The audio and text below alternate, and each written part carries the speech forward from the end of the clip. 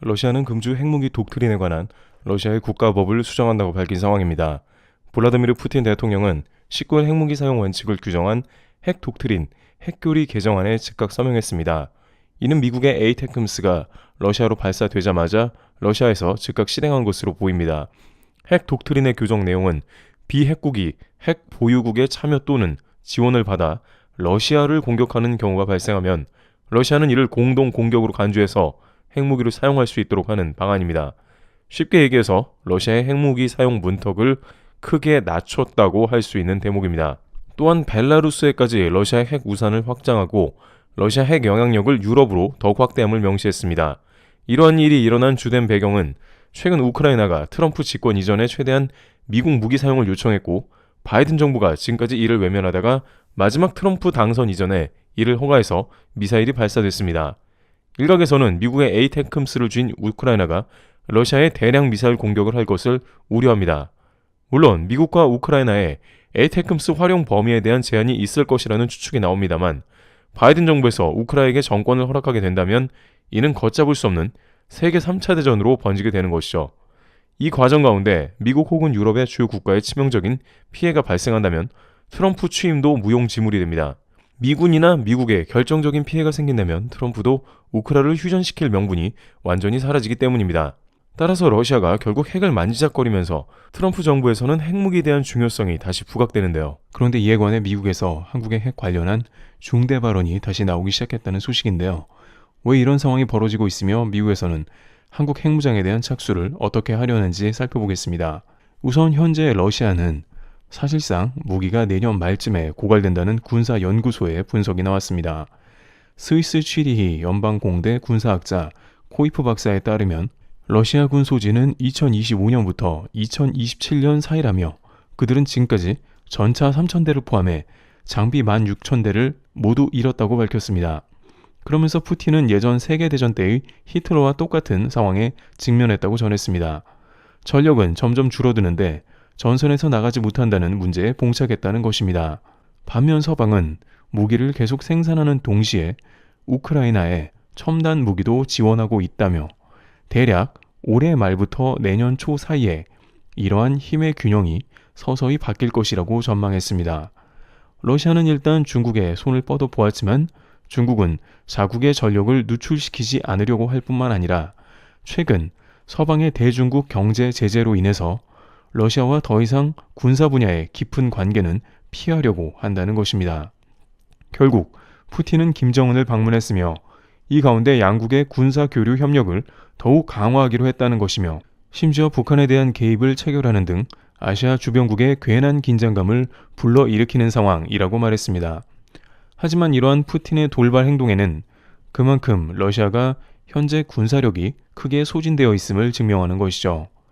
물론 그럼에도 불구하고 러시아는 계속해서 우크라이나 영토를 조금씩 점령하는 모습을 보여주고 있는 상황이긴 하나 결국 러시아가 소진되면서 어느 시점에는 대규모의 우크라 영토 탈환이 시작된다는 의미로 다가옵니다. 하지만 늘 이렇게 러시아가 구석에 몰리게 된다면 바로 그 다음 단계가 걱정이 될 수밖에 없는데요. 만약 내년쯤 러시아가 우크라이나에 본격적인 공세를 받게 된다고 가정하면 그들은 뭐를 꺼내겠냐는 겁니다.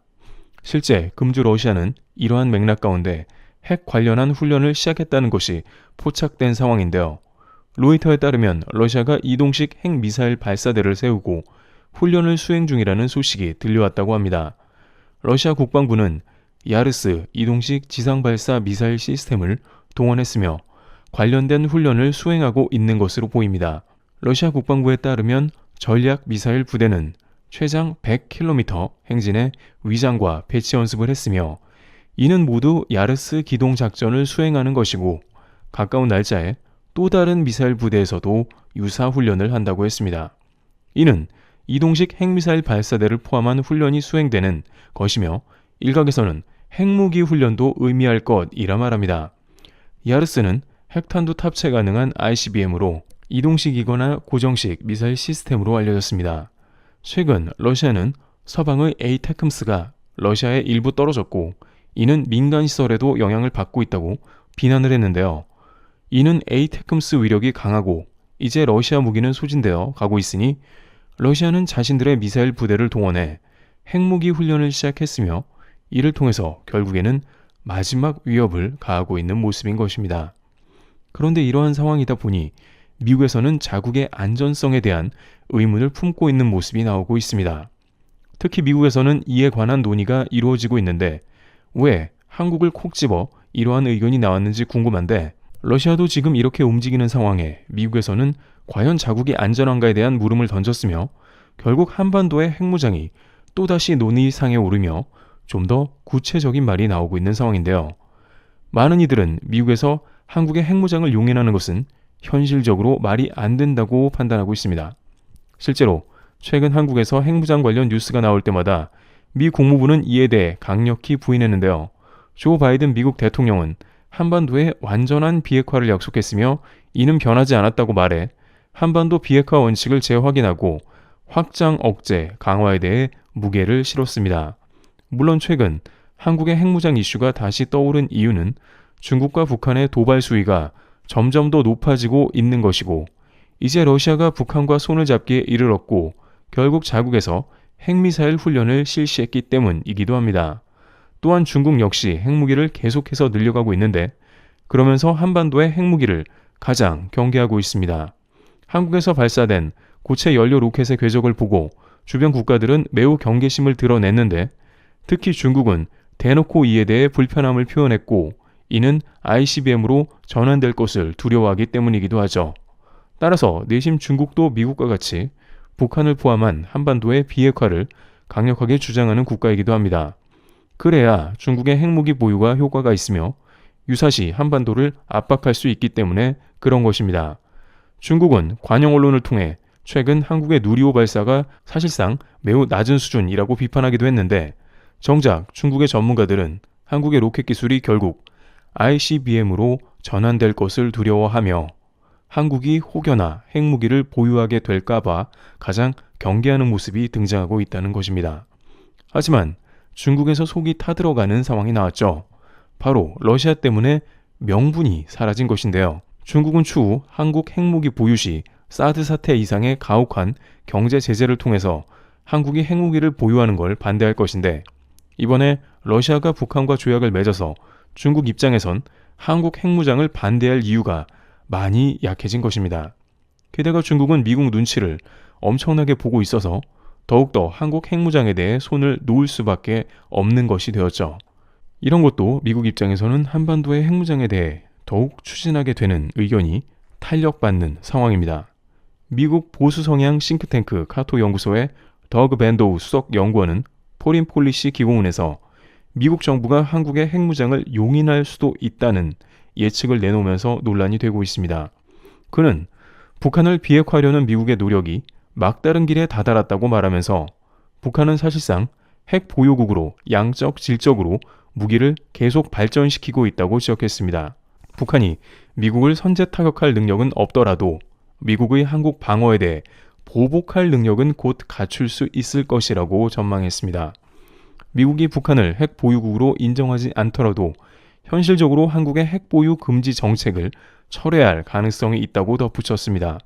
밴도우 연구원은 북한이 대륙간 탄도미사일에 핵탄두를 장착해 미국의 도시들을 위협하려 가열차게 노력하고 있다며 미국이 한국을 방어하겠다는 약속을 지킬 수 있을지 의문을 제기한 것입니다. 소련 해체 직후인 1994년 핵을 포기하는 대가로 미국의 안전보장을 약속받았던 우크라이나도 작년 러시아의 침공을 받자 핵무기를 그대로 보유하고 있었다면 러시아의 침략이 불가능했을 것이라고 한탄했습니다. 북한의 핵무장으로 금기시되었던 한국의 핵 보유라는 선택지가 부상하고 있다는 것입니다. 또한 미국 다른 채널에서는 한국과 대만 등 동맹국의 핵무장을 허용하는 것을 이제는 고려해야 한다며 이는 북한이 핵 보유국이 되기 전까지는 생각하기 힘들었던 일이라고 말하고 있습니다. 아시아에서 확장된 핵 억지력은 오히려 미국민들의 위험을 줄일 것이라는 주장도 있습니다. 만약 미국의 정책 이반자들이 한국을 위해 모든 위험을 감수할 준비가 돼 있지 않다면 한국의 핵무장을 숙고해야 한다는 것입니다. 결국 미국은 현재 러시아가 핵 훈련까지 만지작거리자 한반도 핵무장 시나리오에 집중하는 모습이 등장합니다. 대한민국이 자체 핵무장하며 국가를 지키는 포석이 되길 바란다는 여론도 부쩍 증가하고 있는 상황입니다. 일각에서는 한국이 핵무장하면 국제사회에서 매장되며 한국은 모든 무역의 불이익을 감수해야 한다라고 하지만 미국 트럼프 대통령이 앞장서서 이를 커버하기 때문에 미국이 보호하는 관계로 한국은 위기를 넘긴다는 것이죠. 물론 중국을 비롯해서 주변국들은 반발이 거세겠지만 미국을 이겨낼 국가는 전 세계에 아무도 없는 게 사실입니다. 따라서 이런 흐름 가운데 한국의 핵무장은 한국의 기술력과 더불어 미국 정권 교체로 의외로 빠르게 온다는 겁니다. 이런 발표가 나자 중국에서는 트럼프가 당선되는 게 중국 경제의 이득이라고 생각했다가 발칵 뒤집혔는데요. 중국 국방에서는 영국 이코노미스트 분석에 동의하며 한국은 실제 핵탄두 3,000개 이상의 생산 능력을 보유했으며 ICBM, SLBM 등 핵탄두를 실어 중국의 모든 지역까지 커버해 발사할 수 있는 능력이 있다고 강조하면서 한국의 핵무장은 중국의 가장 큰 위협이 되며 동시에 남중국해 패권까지 영향을 끼친다고 우려했습니다. 중국 군사 전문가 숭중핑은 한국 핵무장으로 인해 동북아 밸런스가 깨질 수 있다 하면서 가장 조심해야 할 것으로 지적했습니다. 중국은 자신의 핵무기는 늘려가면서도 주변국이나 전세계 핵무장은 거세게 반대하고 있는데 그 중에 가장 핵무기를 빠르게 만들어낼 수 있는 한국의 핵무장에 대해서 우려하고 있는 것입니다. 게다가 트럼프 당선으로 인해서 한국의 핵무장 되면 대만 역시 포기해야 할 수 있다고 여기고 있는데요. 최근 전세계 군사 매체 등에서는 중국이 대만을 침공한 뒤에 북한을 부추겨 한반도 침공을 할 수 있다는 예상이 나왔습니다. 중국도 자신이 대만을 침공하면 혼자 미국과 혹은 연합군 등 다양한 세력과 싸워야 하는 쉽지 않은 싸움을 해야 합니다. 따라서 핵이 있는 북한에게 한국을 공격하게 하고 미국 등 동맹의 힘을 분산시키는 전략을 구사할 수 있다는 것이죠. 하지만 트럼프 당선으로 한국이 핵무장을 해버리면 대만을 쳐들어가는 데 있어 북한을 배제해야 합니다. 한국이 핵을 보유하면 북한도 쉽게 움직일 수 없으며 러시아도 중국을 돕는데 꺼리게 된다는 것이죠. 이처럼 전세계 강대국들은 한국의 핵무장이 멀지 않았다면서 관련 내용을 강조하고 있는 시점입니다. 과연 영국 이코노미스트의 예상대로 대한민국의 핵무장이 뜻밖의 빨리 오게 될 수 있을지 귀추가 주목되고 있습니다.